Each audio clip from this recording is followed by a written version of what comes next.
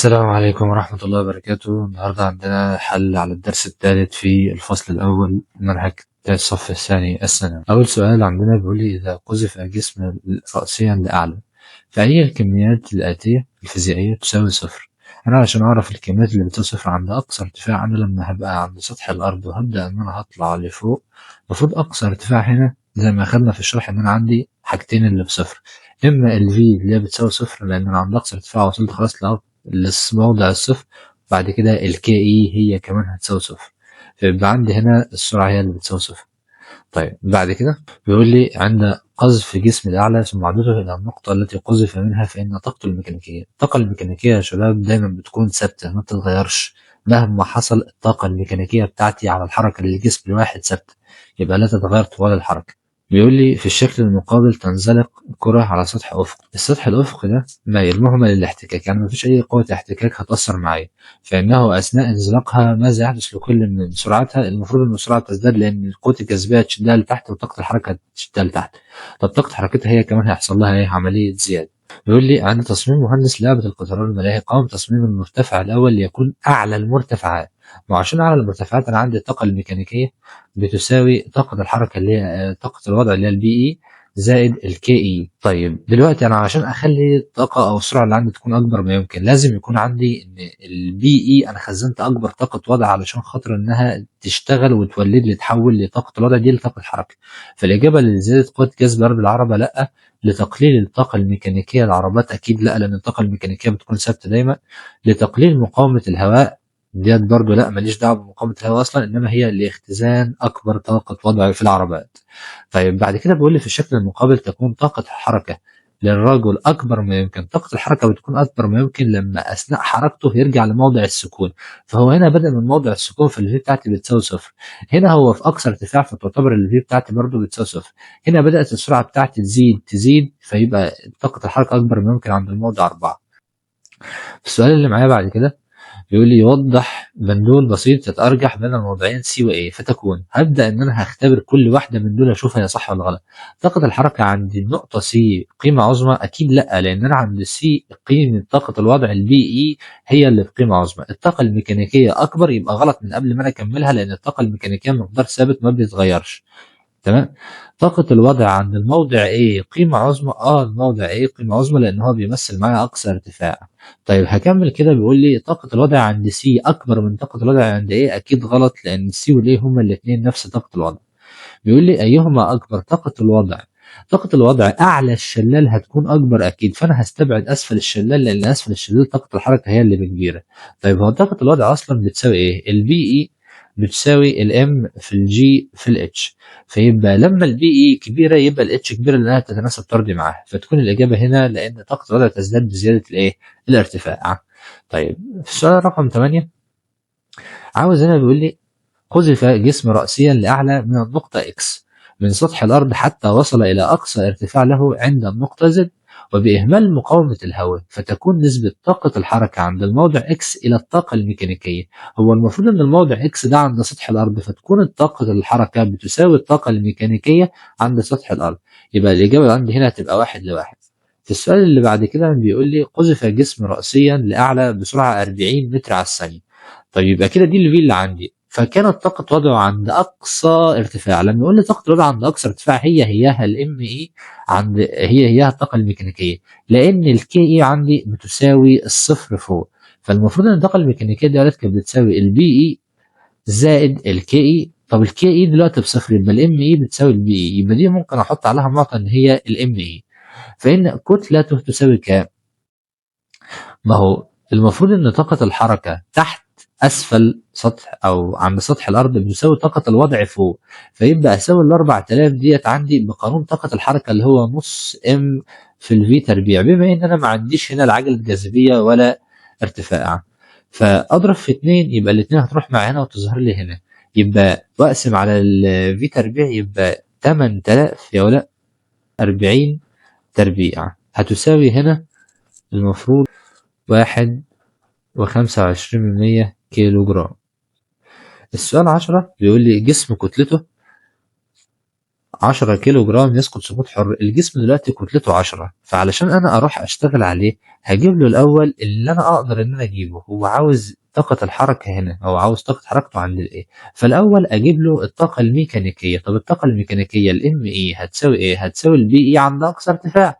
طب هو اقصى ارتفاع اصلا مديني طاقته الميكانيكية ب 800 جول، خلاص يبقى الام اي بتساوي المفروض البي اي زائد الكي اي، ده قانون بقاء الطاقة.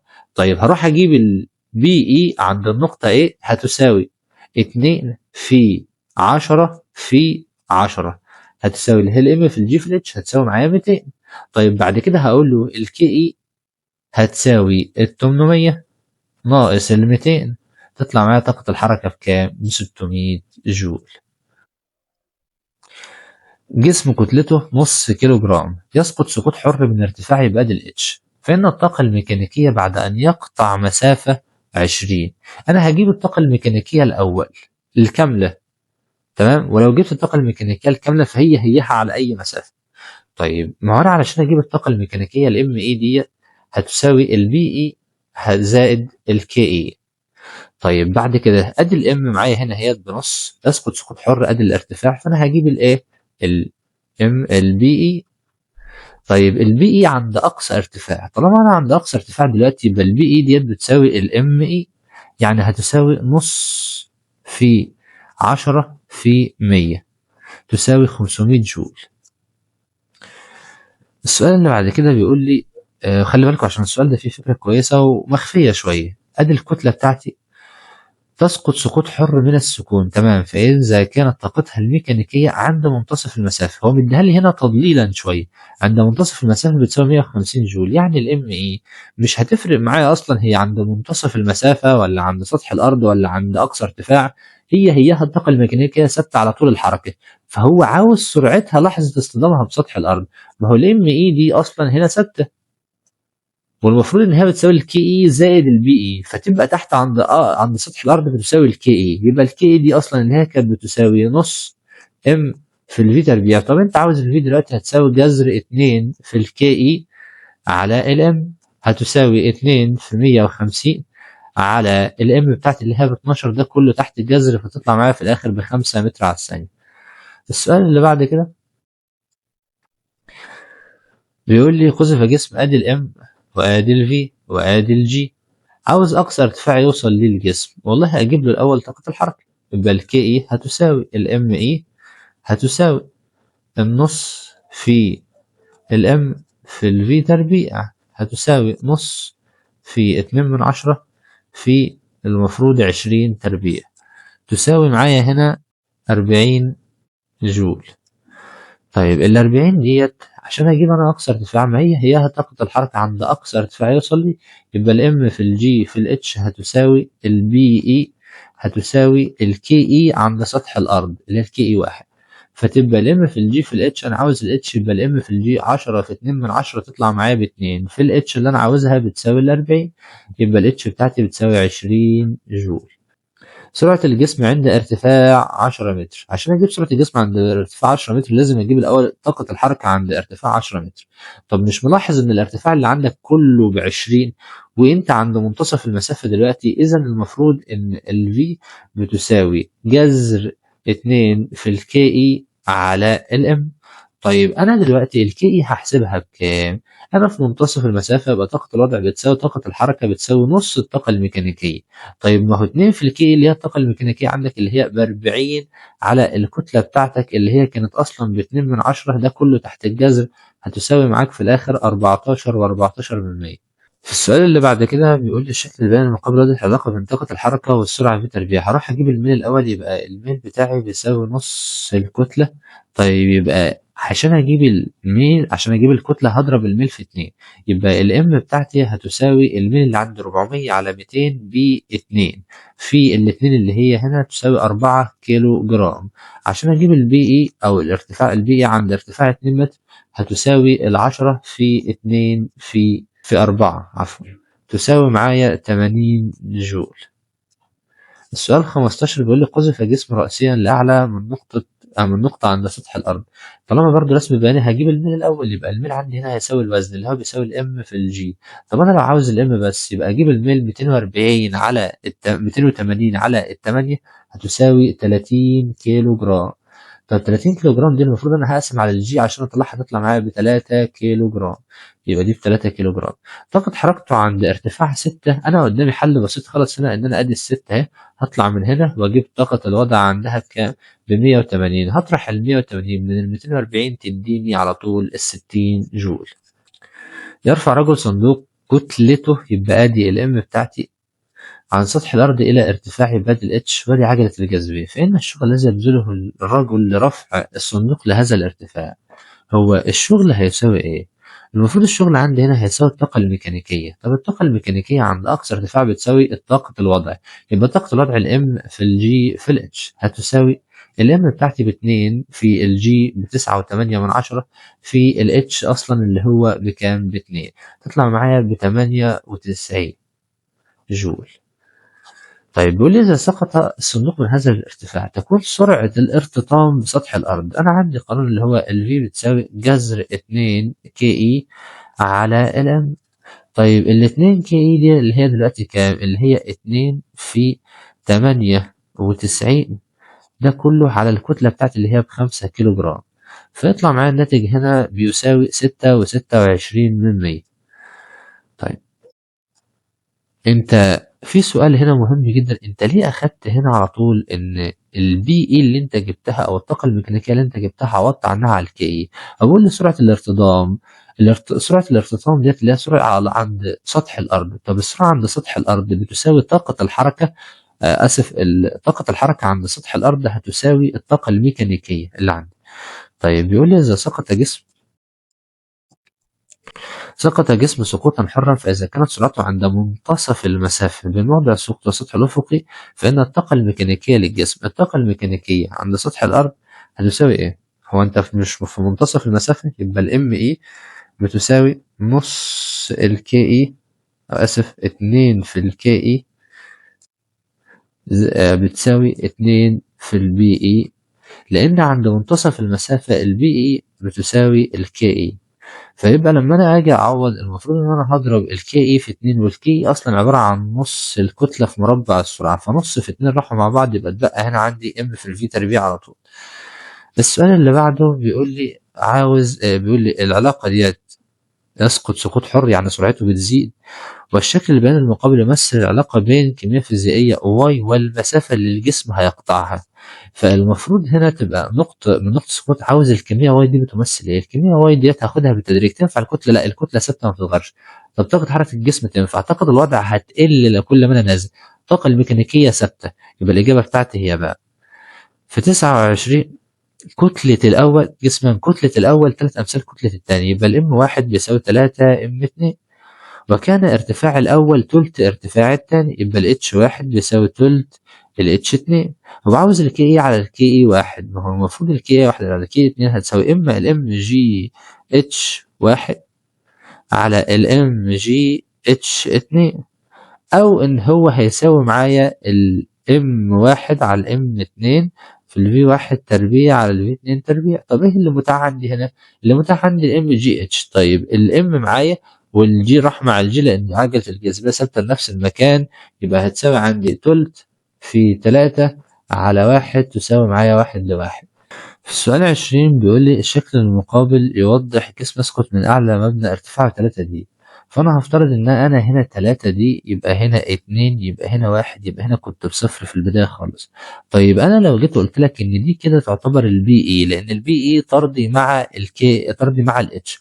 طب الكي إي فوق هتبقى بصفر، لما أنزل تحت تبقى زودت 1 مثلا. طب ولما هنزل تاني السرعة بتاعتي بدأت تزيد أكتر بقت ب2، طبعا عند سطح الأرض السرعة بتاعتي تبقى أكبر قيمة ليه؟ فين القيمتين المتساويين هنا؟ اما الزد والواي، بس طاقة الحركة عند الزد الكي اي عند الزد، وطاقة الوضع عند الواي اللي هي البي اي، او العكس عند الواي كي اي وعند الزد بي اي. فمين اللي موجود معاهم منهم معايا في الاختيارات هنا؟ هي طاقة الحركة عند زد بتساوي طاقة الوضع عند واي.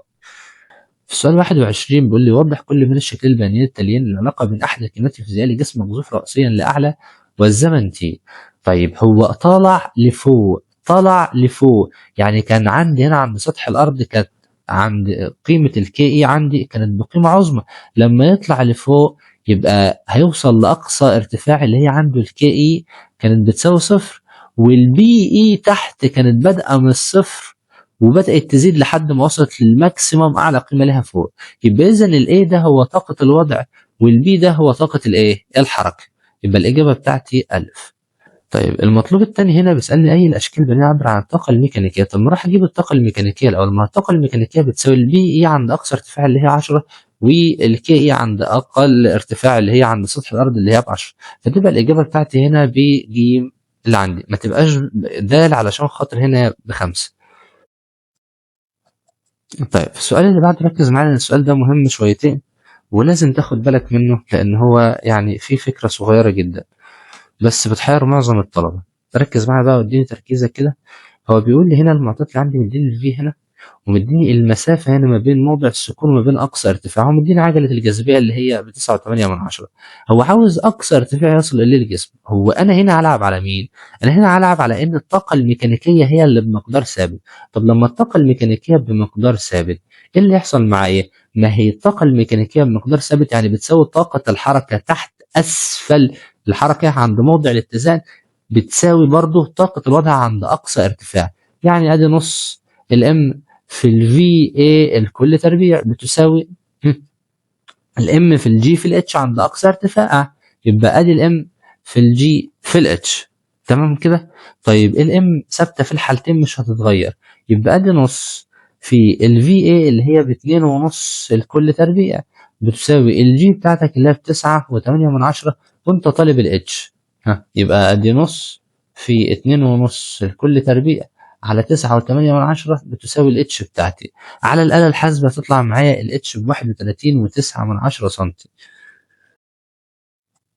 طيب سرعة ثقل البندول عند النقطة B. علشان أجيب سرعة ثقل البندول عند النقطة A هجيبها برضو من الطاقة الميكانيكية. هو الطاقة الميكانيكية هتساوي إيه؟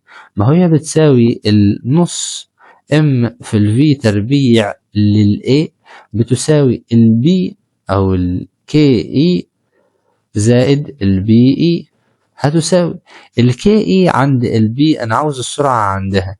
طيب يبقى حطها ادي نص في الام في الفي تربيع زائد البي اي. انا معايا الارتفاع هنا هتبقى البي اي عندي هنا بكام؟